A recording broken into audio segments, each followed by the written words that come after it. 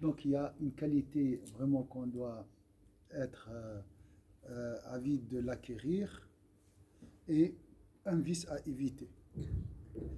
L'islam déjà, il était envoyé pour nous éloigner de ce vice et de nous aider à acquérir cette qualité. C'est quoi?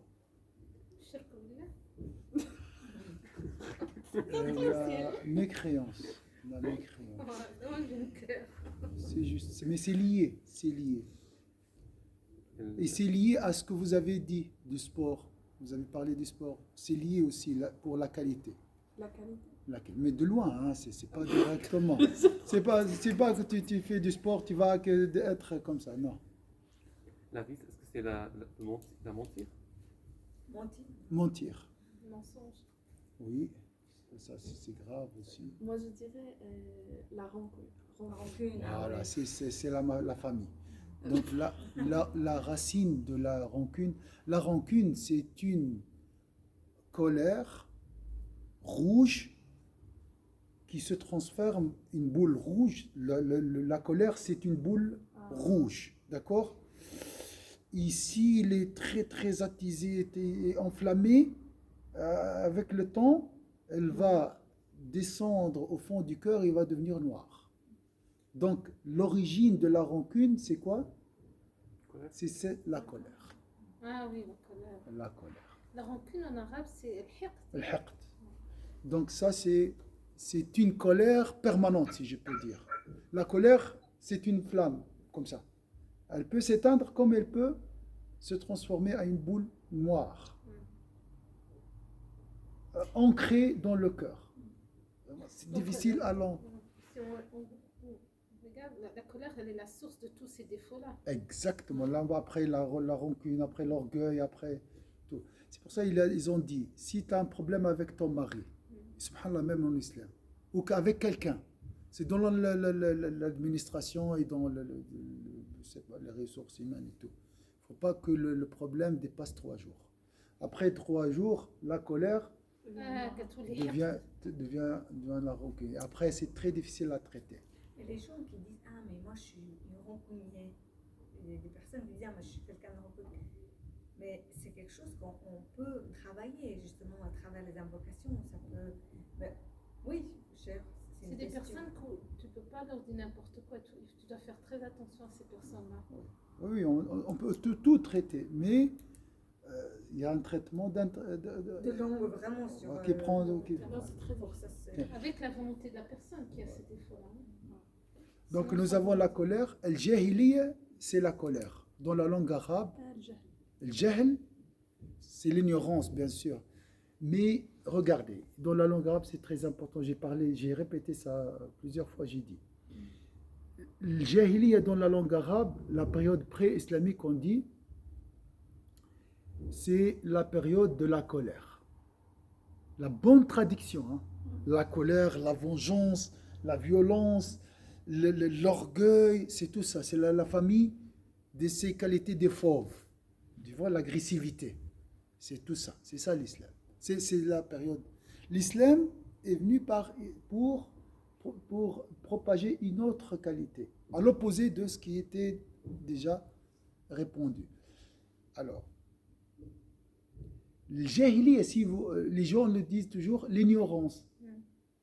Alors, je vous dis après, pourquoi c'est aussi lié à l'ignorance. Mais si je traduis le mot ignorance dans la langue arabe, c'est l'analphabétisme ou l'illettrisme al-ummiyya. C'est ne pas savoir. Mais ça n'a rien à voir avec la colère, si vous avez remarqué. Vous êtes d'accord? Bon, l'ignorance peut aussi nous conduire à être impulsive. C'est quelqu'un qui ne réfléchit pas, qui ne prend pas du temps, ne voit pas les conséquences. Il va répondre impulsivement et réagir. Ils disent que c'est l'animosité prend l'action. Voilà. Il n'arrive pas à maîtriser parce qu'il ne réfléchit pas. Mais il y a des ignorants, des analphabètes, des illettrés qui sont pas colériques, qui arrivent à maîtriser leur colère. Alors qu'il y a des médecins, des docteurs, des psychologues même qui n'arrivent pas à maîtriser la colère. Ça n'a rien à voir avec les titres et la connaissance horizontale. Alors, la qualité qu'on doit acquérir, qui est l'opposé de la colère, je me suis énervé aujourd'hui contre ma femme. Je dois faire quoi? Non, c'est fini, sabr, c'est déjà fichu déjà. Si j'ai patienté, je ne vais pas m'énerver. S'excuser, pardonner. Ah, le pardon, oui. Le pardon. Direct. Tu pardonnes et tu demandes, tu t'excuses. Mais les gens, ils ont. Ce que moi j'essaie de comprendre, mais je dis quand tu pardonnes, c'est pour toi d'abord. Oui. Tu es bien après. Bien sûr. Si C'est tu toi calcules, c'est pour toi aussi. C'est pas pour l'autre personne, c'est vraiment pour C'est toi. pour ça qu'il y a des athées qui pardonnent. Ouais. La raison nous impose de pardonner. C'est pour notre bien-être. Et c'est pour notre bien-être. C'est vraiment les personnes. Tu ne dois pas t'énerver. C'est pour toi. Ça, c'est évident. Alors, on va parler du pardon aujourd'hui, Inch'Allah, de son pardon malgré son pouvoir de ne pas pardonner. Il a le droit ici de demander son droit, mais le prophète pardonnait. Je ne sais pas si vous avez vu le volcan en Espagne, il y a une île en août, c'est les îles Canaries, il y a plusieurs îles, il y a une île, La Palma, c'est un volcan. Oui, Et là, il s'est réveillé. oui. Il y a des maisons et tout. Donc ça fait des années, bon, des siècles qu'il n'est pas réveillé. Là, il s'est réveillé. Vous n'avez pas vu en Espagne? En Espagne, il y a un volcan à l'île de Palma. Palma, voilà. Et de Canaries, oui. Voilà, donc il est réveillé. Et subhanallah, bon, il y a beaucoup de skins de dégâts, tout. Mais subhanallah, une fois que le rouge sort, il détruit. Et il devient noir. De où il passe, et il est rouge. Donc il passe, et après ça devient noir. Ça sèche. Et c'est comme le livre de la colère d'Al-Ghazali. Ouais, oui, Quand oui. il explique La ce colère que c'est tout la d'abord. colère. C'est un volcan. Subhanallah. Subhanallah. Et il y a des gens qui parlent de ça, qui sont un peu dans la spiritualité, tout ça. Ils disent la terre, elle est fâchée contre nous. Oui, c'est juste, c'est la colère. C'est la vengeance un peu. Ouais. Mais le voir, il y a des images maintenant. Oui. Il est beau, subhanallah. Donc le volcan, il dégage tout d'abord comme La comment- femme, oui, elle traînait. Oui, parce qu'il y a plusieurs étapes. Étapes. machallah, Et il y tout a- d'abord, ce très liquide chaud. est En tout cas, quand chaud ça explose, et c'est très rouge. chaud. Après, il souffre aussi l'air Non, le aussi. soufre, qui est ça qui a été fait beaucoup plus de dégâts. Oui, les gens sont asphyxiés. Après, cette magma, oui, ou bien je ne sais pas comment on appelle ça, elle se transforme elle devient noire. C'est comme la colère. Au début, voilà, elle est agitée et tout, la personne. Après, elle se transforme en une rancune. C'est ce qu'il disait, tu ne peux pas l'enlever et c'est bon. Parce Ouais. qu'elle change le terrain de où elle passe. Subhanallah. Une fois qu'elle passe, tu ne peux pas... Revenir à Donc elle détruit et elle change même la nature. Donc c'est ça aussi, la colère peut détruire la personne qui est Généralement, devant elle toi. détruit, hein, bah oui. Et il laisse des traces après. C'est difficile à réparer. Et en fait, Donc- ils peuvent rien faire. Rien faire. Subhanallah, L'être humain, quand tu prends conscience de ça, tu dis, je dois éviter tout d'abord la colère et pardonner. Je regarde rien dans mon cœur. Oh, non. Subhanallah. Alors, Sayyidina Muhammad sallallahu alayhi wa sallam était une rahma à ce niveau-là. Donc ici, on a dit, le chapitre, c'est Sayyidina Muhammad est une miséricorde pour les univers. Ça, c'est une manifestation de cette miséricorde, le pardon. كان صلى الله عليه وسلم أحلم الناس وأرغبهم في العفو مع المقدرة حتى أتي بقلائد من ذهب وفضة فقسمها بين أصحابه فقام رجل من أهل البادية فقال يا محمد والله لئن أمرك الله أن تعدل فما أراك تعدل فقال ويحك فمن يعدل عليك بعدي فلما ولى قال ردوه علي رويدا.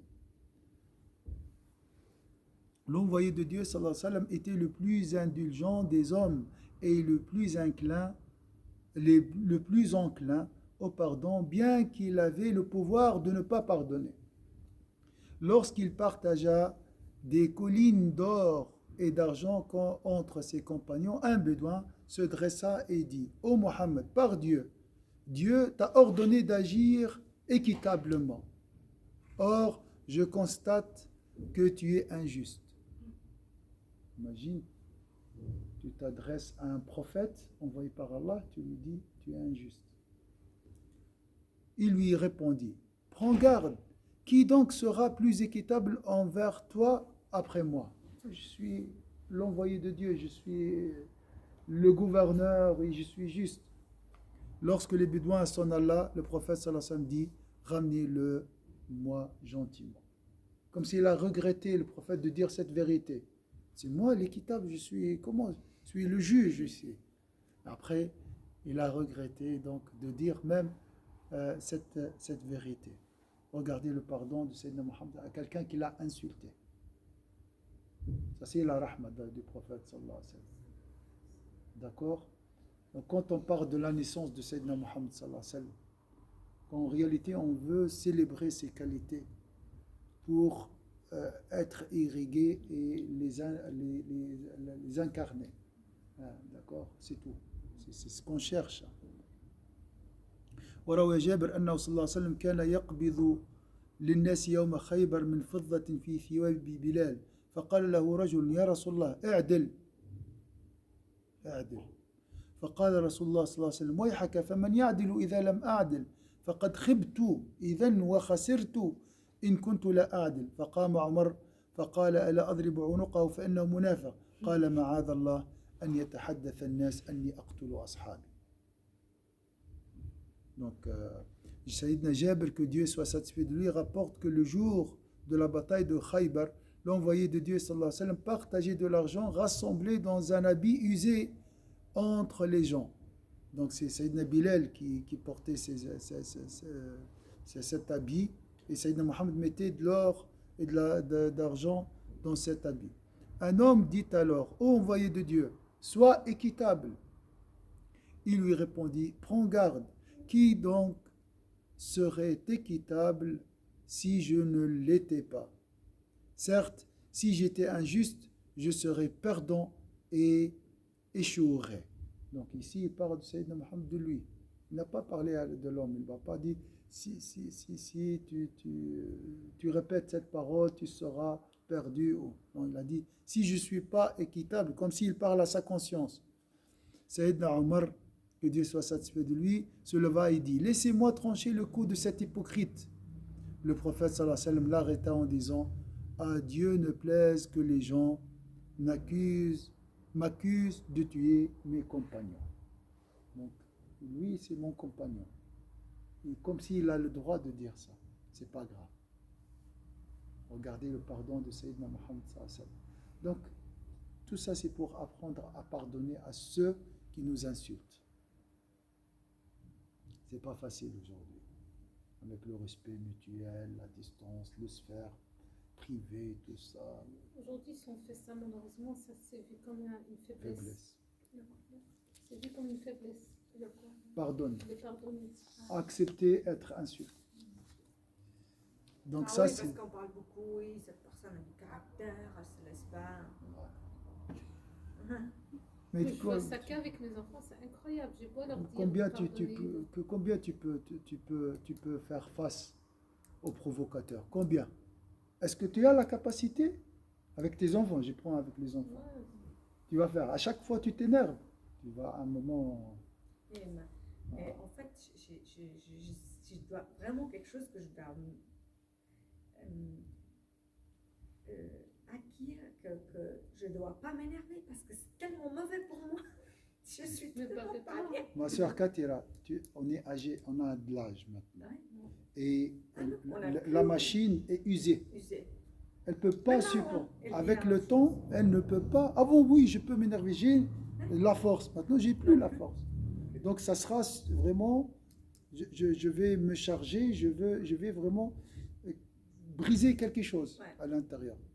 C'est ça. Après, les crises cardiaques, l'AVC et tout ça, c'est à cause de ça. Donc, tu réponds avec au moins. Si tu n'y arrives pas à pardonner, tu corriges. Ça, là, ce que tu as dit, c'est pas bien. C'est de la malpolitesse. Il ne faut pas aussi laisser les enfants dire n'importe Ah, quoi. ça, c'est- Ça, c'est on a un autre contexte, c'est l'éducation. Quand même, tu es responsable d'éduquer tes enfants.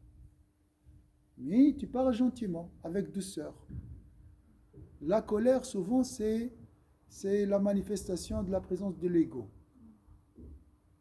Et tu peux pas éduquer pas avec l'ego. Jamais, jamais. Le message ne passe pas. S'il sort de l'ego, il n'arrive jamais à sa destination. Avec ton mari, avec les gens, avec toi. Alors, Sayyidina Muhammad sallallahu alayhi wa sallam pardonnait à ces gens qui l'ont insulté. Maintenant, on va voir vraiment l'histoire qui est très connue, qui nous montre vraiment la magnanimité de Sayyidina Muhammad, son indulgence. كان رسول الله صلى الله عليه وسلم في حرب. Le prophète un jour, alors que le messager de Dieu combattait. Tu sais, vous savez, soit il sera enregistré parce que c'est long et c'est l'heure et j'ai un mariage après. Oh, ça J'ai un mariage, donc je dois m'arrêter, préparer. Hein? Qui se marie. Hein? On connaît la personne qui se Alors, ils sont mariés civilement, ils vont venir pour un mariage religieux. Alhamdulillah. Ils sont déjà mariés et voilà. C'est pas des jeunes couples. Ah ouais, c'est pas Ah, grave. mashallah.